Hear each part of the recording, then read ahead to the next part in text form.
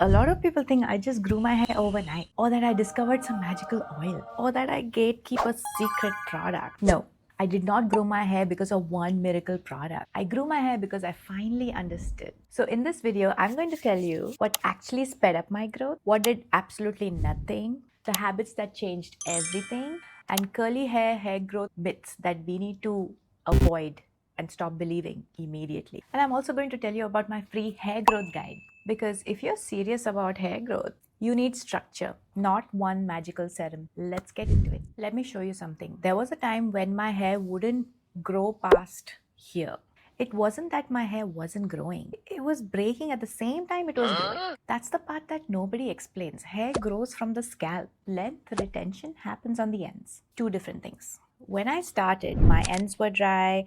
I over manipulated constantly. I deep conditioned, but I didn't protect my hair while sleeping. I thought oil equaled moisture. And now my hair retains the length that it grows. Curls are actually denser.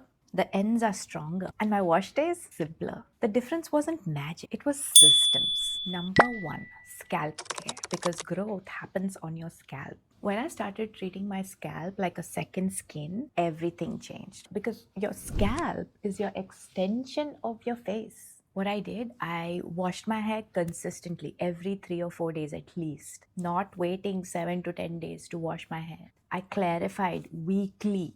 Now, that may not work for some textures, but it worked for me. I massaged my scalp intentionally and daily. I stopped layering heavy oils on my scalp that already had some buildup. Oils does not equal growth, not always. A clean, balanced scalp can promote hair growth. Styling isn't just for events. It's protection. For me, that meant styling even on simple wash days. Simple wash days are like, I don't want to use like 5 different products. No, I'll just wash my hair and style with just say one product, but at least I'm styling. I'm not living with naked curls. I also did loose hairstyles, like loose buns with like several clips, not like one clip getting all my hair up into one clip. I don't do that. And I use silk scrunchies instead of like rubber bands, because rubber bands can absorb the moisture out of your hair, and hair without moisture gets dry, and dryness causes breakage. So we stop all of that by using silk or satin scrunchies. So they work with our hair. There's no friction. And not constantly refreshing my hair with water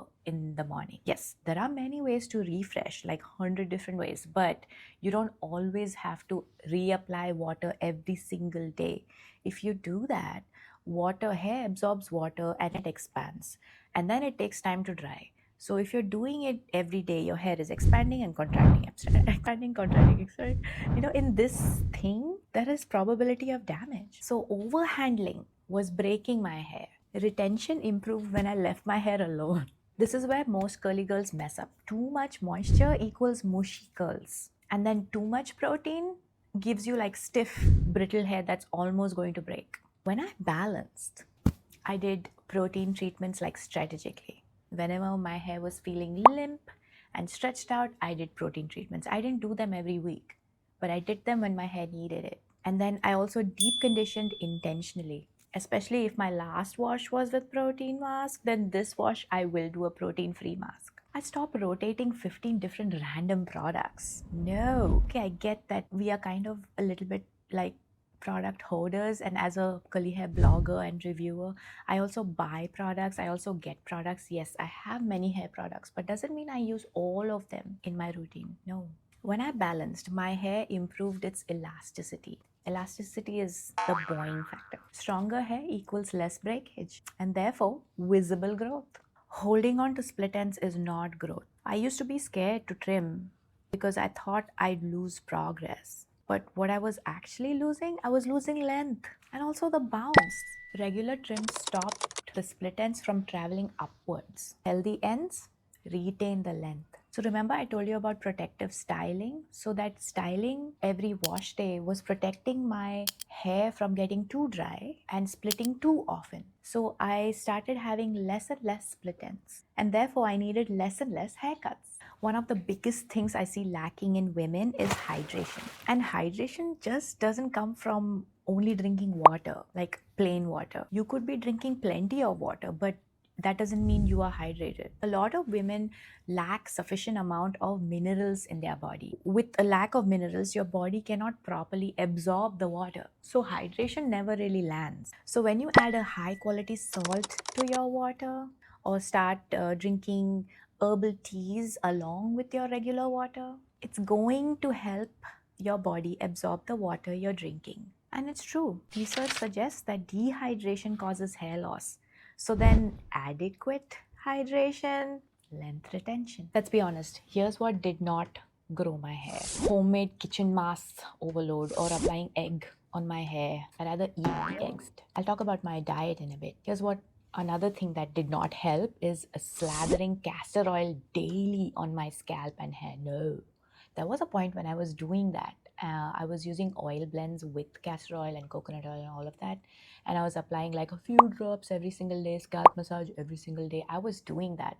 But at the same time, my face was breaking out and my hair felt like greasy. I was also styling without proper cleansing. Like there was a time when, co-wash your hair, yeah, Kaligal method, yeah, don't use shampoo, yeah. I did all of that.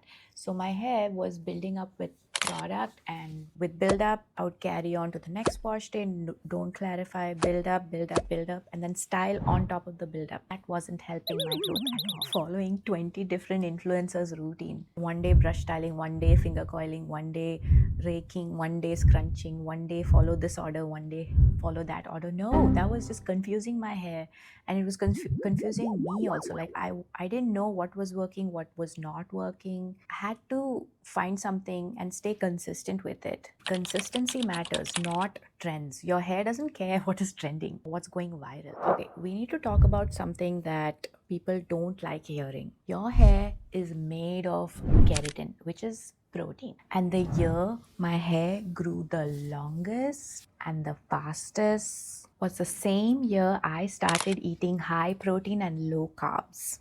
That was not a coincidence. In the last 1.5 years, my hair grew longer than I ever had before, ever. Same scalp, same genetics, same curl pattern. The difference? I was fueling my body differently. When I increased protein consistently, I noticed less hair shedding, stronger hair, better elasticity, faster length retention. Your body prioritizes organs first, then it goes to your hair last. And hair is not essential for survival. So if you're under eating protein, hair gets the leftovers. I also support internally with supplements. Not every single day. I don't like to take supplements or the same supplements every single day. I like to shock my body. So I rotate among supplements. But here's what I have consistently used. Collagen. The Inja Pro Collagen. I've been taking this since my postpartum days in 2020. If you want to try them, you can use my code HONESTLIZ to get a 20% off on their website. I only share things I've personally used consistently and long term. And people constantly tell me, I don't look my age. Is it genetics? Is it collagen? Is it hydration? Is it Jesus? God knows.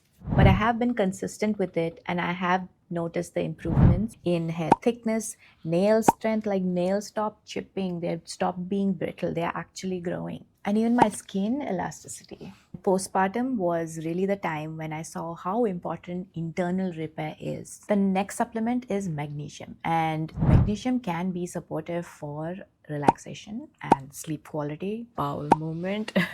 And honestly, good sleep might be the best curly hair growth hack that there is. Women are meant to sleep about 10 hours a day. You can buy these supplements online or at your grocery stores or go to the pharmacy. And if you want to feel good about yourself, then you want to take them daily or speak to your healthcare provider. And if you want to know what magnesium I'm taking, I'll link the homeopathic one that I'm taking. Talk to your healthcare provider before adding it to your diet. Let's talk about hair-specific supplements. I've been using the Bounce Curl supplements since 2017, the tablets. And when they reintroduced the formula in like gummy form, I went for it. Because let's be honest, gummies are like so much easier to eat than tablets, like swallowing tablets. They support hair growth, strength, overall hair health. If you want to try them, you can use my code HONESTLIZ10 on their website. And yes, I only share what I've used long term. Important reminder. Supplements don't override poor diet, stress, scalp neglect, breakage. They support.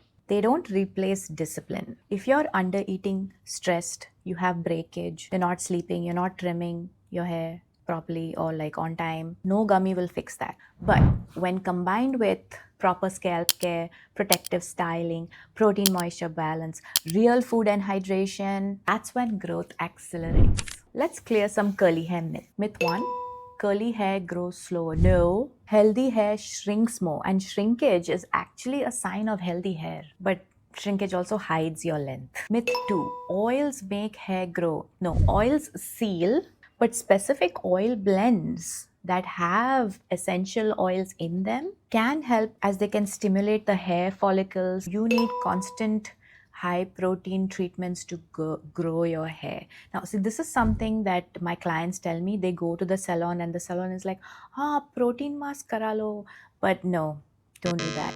Especially if you have coarse curly hair, protein treatment can get you into like protein overload, and that can stretch your hair out, it'll stretch your curls out, it'll kill your pattern. Balance is everything. Too much protein equals breakage. Myth 4, if your hair isn't waist length, you're doing something wrong. Genetics matter, density matters, hair cycle matters, protection matters also. Focus on health, not comparison. Let me give you the real habits. Washing consistently, every 3 to 4 days minimum, at least. Sleeping on satin every night. Like, you can use just the satin pillowcase, or you can use satin pillowcase and a bonnet for like double protection. But do at least one. Not picking at my hair when I'm bored. Remember when we used to have phone calls when we were teenagers and we'd be like, there was one time I was talking to someone on the phone, and my friend was next to me, and she's like, "Oh my God, Liz, you look like you're talking to a boy. Stop doing that." This was on school premises. So anyway, that was 25 years ago. Trimming strategically. Like, you don't need to trim your hair every 3 months, but you also don't need to wait 1 or 2 years to get your next trim. Don't do these extremes. Find a good balance. Moisturizing properly on your wash day instead of re-wetting your hair daily. And simplifying my product lineup. Like, I don't use 5 or 6 brands in one wash. If you want structure, I created a complete hair growth guide, and it's free. It breaks down product recommendations, supplements you can ask your healthcare provider for, retention strategies, scalp care tips. Download it. Don't just watch and hope for a miracle to happen. Like, have a plan. Listen, hair growth is not about obsession. It's about discipline. You don't need 25 oils, 18 hair growth serum, a new routine every month. You need consistency, scalp health, retention habits, patience. And if your hair is growing but breaking, we fix retention. And if your scalp is irritated, then we repair foundation. This isn't about fast hair growth. It's about sustainable growth. And once you understand that, everything changes. Share this with a curly friend you know, and subscribe for more curly hair educational videos like this. And I'll see you in the next one.